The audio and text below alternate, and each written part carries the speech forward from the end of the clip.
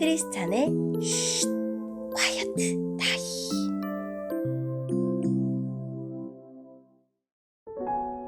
샬롬 크리스찬 성도님들 반갑습니다. 오늘의 본문은 시편 73편 1절부터 16절까지의 말씀입니다. 본문의 제목은 악인의 형통, 의인의 고통입니다. 본문을 읽기 전에 어떤 내용인지 요약본을 먼저 읽어드릴게요. 시인은 악인과 거만한 자들이 잘 되는 부조리한 현실을 보며 한탄합니다. 자신이 살아온 정직하고 정결한 삶에 대한 확신이 흔들립니다. 오늘의 본문 1절입니다. 참으로 하나님은 이스라엘을 선하게 대하시며 마음이 깨끗한 자들에게는 더욱 그리하십니다. 그러나 이제 나는 그 사실을 믿을 수 없게 되었습니다. 내 믿음을 다 잃어버린 것 같습니다. 왜냐하면 악한 사람들이 잘 사는 것을 보고 나는 그런 교만한 사람들에게 질투를 느꼈기 때문입니다. 그들은 마음에 갈등도 없고 몸은 건강하고 강합니다. 그들에게는 우리가 겪는 어려움들이 없고 다른 사람들처럼 불행한 일들도 일어나지 않습니다. 그러므로 그들은 교만을 목걸이로 삼고 폭력을 옷으로 입고 있습니다.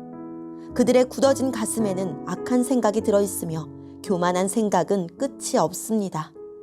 그들은 다른 사람들을 헐뜯고 악한 말을 하며 거만한 태도로 남을 위협하기도 합니다. 입으로는 하늘을 대적하고 혀로는 땅을 두루다니며 악한 말을 내뱉습니다. 하나님의 백성들도 그들을 따르는 무리와 한편이 되어 물을 들이키면서 하나님이 어떻게 알겠는가? 지극히 높은 하나님이 뭘 알고 계신가? 라고 말합니다. 이것이 악한 자들이 사는 방식입니다. 언제나 편안하게 살면서 재산은 점점 더 늘어만 갑니다. 내가 무엇 때문에 마음을 깨끗이 하였단 말입니까? 내가 죄를 짓지 않고 성실하게 살려는 것이 무슨 소용이 있단 말입니까? 나는 하루 종일 고통을 당하였으며 매일 아침마다 벌을 받고 있습니다. 만일 내가 이 일에 대해 말하기로 결심했다면 나는 주의 백성들을 속였을지도 모릅니다. 나는 이 모든 일들을 이해해 보려고 무척이나 애썼지만 그것은 너무나 힘든 일이었습니다. 아멘. 오늘의 본문을 통해 이해할 수 있는 부분은 무엇일까요? 시인은 악인들이 형통한 부조리한 현실을 바라보며 괴로워합니다. 시인이 아는 하나님은 자기 백성과 마음이 깨끗한 사람에게 복을 주시는 선한 분인데 교만한 사람들이 폭력을 일삼는데도 벌을 받기는커녕 아주 떵떵거리며 잘 삽니다. 시인은 부조리한 현실 앞에서 몹시 분노한 나머지 믿음을 잃을 뻔합니다. 시인이 보기에 악인은 의인보다 돈도 많고 건강하며 마음도 편안해 보였습니다.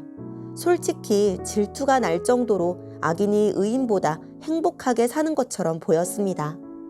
시인은 그동안 죄를 짓지 않고 깨끗하게 살려고 수고한 모든 노력이 무의미하게 느껴졌습니다.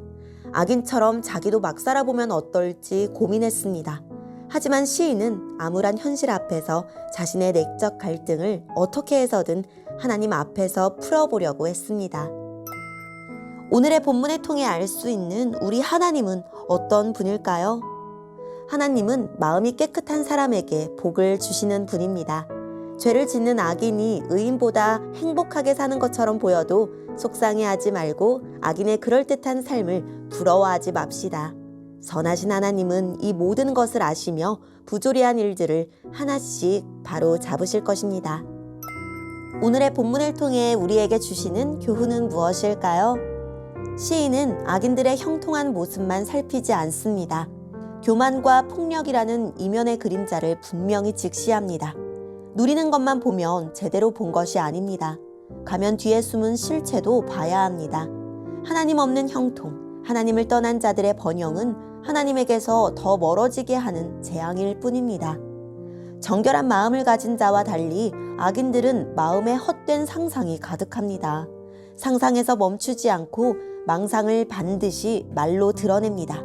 사람을 비웃고 악으로 채워진 폭력적인 말을 합니다. 신성 모독하는 말도 서슴지 않습니다.